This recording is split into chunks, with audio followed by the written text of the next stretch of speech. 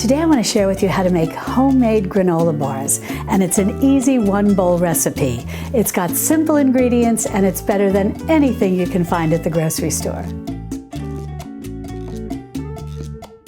Hi sweet friends, I'm Mary and welcome to Mary's Nest, where I teach traditional cooking skills for making nutrient-dense foods like bone broth, sourdough, ferments, and more. So if you enjoy learning about those things, consider subscribing to my channel and don't forget to click on the little notification bell below. That'll let you know every time I upload a new video. I really like to make my granola bars homemade because this way I can control what ingredients I'm going to put into them, and I can keep them as simple or as fancy as I want, but the bottom line is I know that what I'm putting in is very natural. Some of my concerns with the grocery store granola bars is that on occasion they do have ingredients that I can't pronounce, and sometimes some of them contain a lot of white sugar. But when I make them homemade, I can determine what type of sweetener I want to use.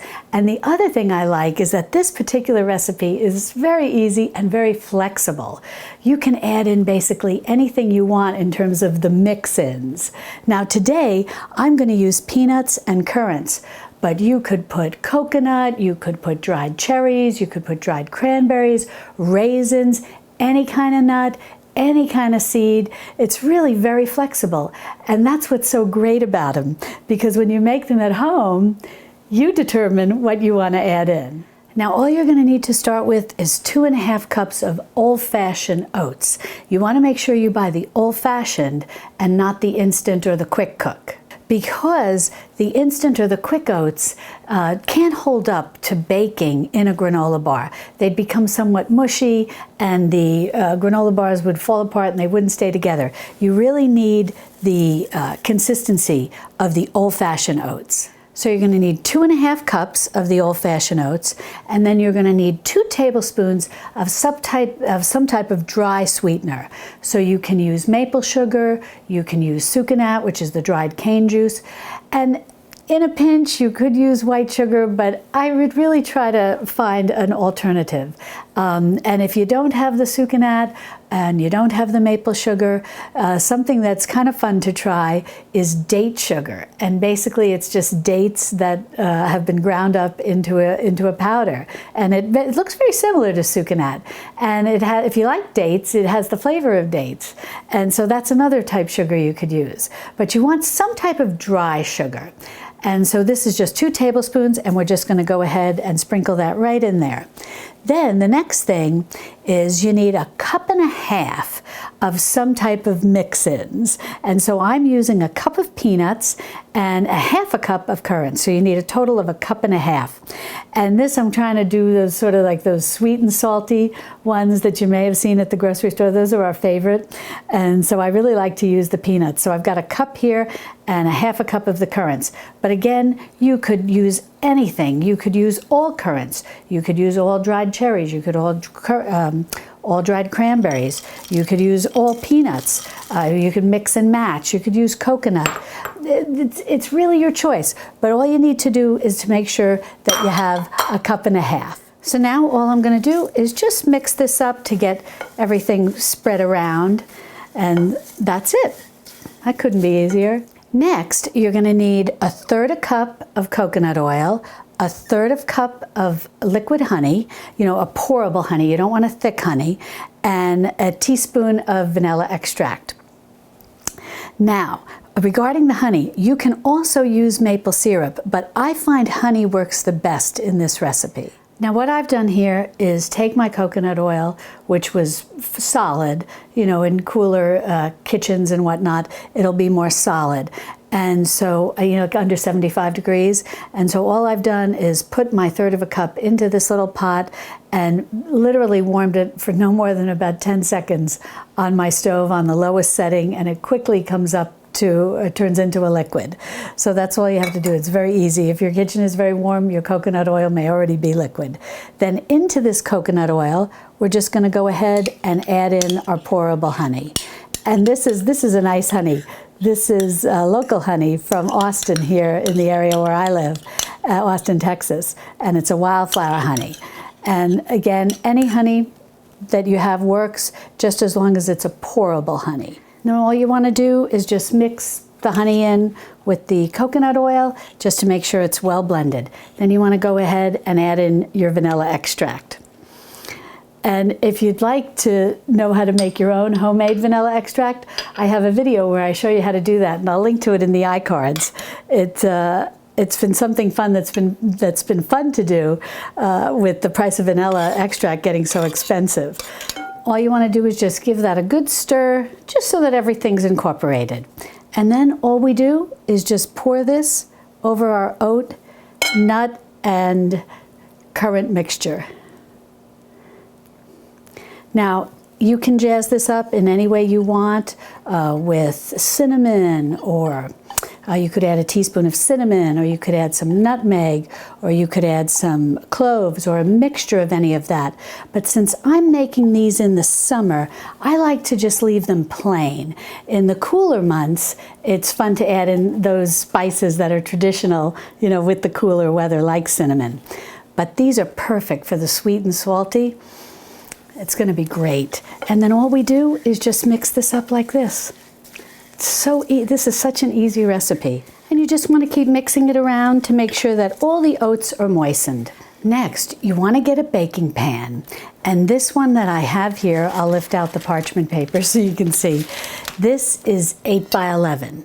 You can also use a square 9 by 9 pan. That'll work well too. And then what I like to do is, just to make it easy to get it in and out of the oven, I like to put it on a baking sheet. And then I take parchment paper, because granola bars are very sticky. And I find that if you line your pan with some parchment paper, not only does this make it easier to get them out and prevent them from sticking, it also gives you handles to lift it out, and that makes it doubly easy. Now, the next thing we're going to do is just take our mixture and start ladling it into this pan. And then the next thing you want to do is just start pushing this down nice and firmly with the back of your spatula, just to get everything evened out. And then we're going to go in with clean hands and give it another good press down. Alrighty, well, I pressed that down and evened everything out with the spatula. Now I've got clean hands, and I've just put a little coconut oil on them. And you just want to go in and just give this a good press. Make sure that it's evenly pressed down, and press it as firmly as you can. That's going to really help these stay together. And once they're firmly pressed down and nice and spread out evenly, we're going to put them into a preheated 325-degree Fahrenheit oven for about 25 minutes. You'll want to check them, make sure they're turning a nice golden brown, but not overly brown, because if you overcook them, they'll get too crisp and they'll be difficult to cut. But you don't want to undercook them either if you're looking for a crisp granola bar. Now, that said, if you're looking for a chewier granola bar, check them at about 20 minutes. But I find right at about 25 minutes to be the perfect midpoint between just a touch chewy, but a nice crispness to it. Well, this was in the oven just about 25 minutes or so, and I'm going to take it off of the baking sheet now and put it on a cooling rack. Look at that, it's glorious. And I've got to let this cool completely. And once it's cool, we'll slice it. Well, I let these cool completely, and it was at least an hour. This is something you don't want to rush. You want to let them cool completely. Now, I'm going to take them out of this dish, just very carefully, using that paper. See, it's this parchment paper works like a charm. And now we'll get ready to cut them up and give them a taste. Now, I like to get about 12 bars out of this. So usually what I do is cut it in half one way and then cut it in half the other way. And then each quarter I cut into 3 pieces. Now, I don't measure it or anything. I just try to eyeball it. So we'll just cut it right down the middle. Now I cut this piece into half, and now I'll cut these into bars. This looks so good. I love it with the peanuts and the currants. And one thing I forgot to mention when we were talking about the different things that we can add to these, different nuts, dried fruits and whatnot, you can also add chocolate chips or a little, take a chocolate bar and break it up into little chunks and add that. It would be luscious. Now the best way to store these is just wrapping them individually. Either you can wrap them in a little parchment paper, or you can put them in a little plastic bag, whatever the case may be, and then store them all together in the refrigerator, and they should last a couple of weeks in the refrigerator. Well, let's take a bite and see how they are. That was delicious.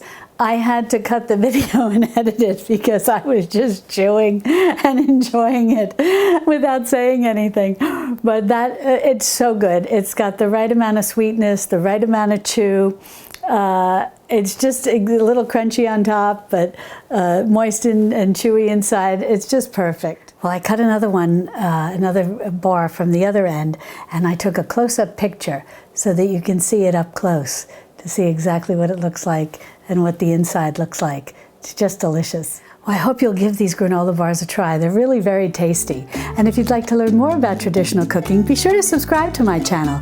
And then click on this video over here where I show you how to make a no-knead sourdough bread that's fast and foolproof, no overnight rise. And I'll see you over there in my Texas Hill Country kitchen. Love and God bless.